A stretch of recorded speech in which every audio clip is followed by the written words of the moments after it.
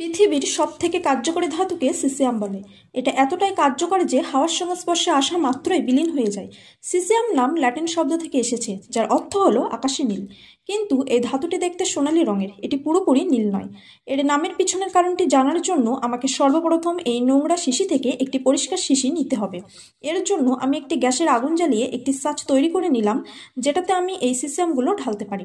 এরপর আমি এই পাত্রের মধ্যে সিসিয়ামগুলো ঢেলে দিচ্ছি। যেই মাত্র আমার এই পাত্রের কাচের মধ্যে সিসিয়ামগুলো ভেসে বেড়াচ্ছে, এটাকে দেখতে এতটাই সুন্দর লাগে যে আপনি কিছুক্ষণের জন্য ভুলে যাবেন যে এটাকে ছেড়ে দেওয়ার পর কি হতে পারে। এরপর বোতলটাকে চেপে সিল করে দেওয়া হয়েছে। এরপর ডাসলা কয়েলের পাশে রেখে দেওয়া হয়েছে। তারপর বোতলের ভিতরে বেঁচে যাওয়া অর্গান থেকে প্লাজমাটি দেখা যায়।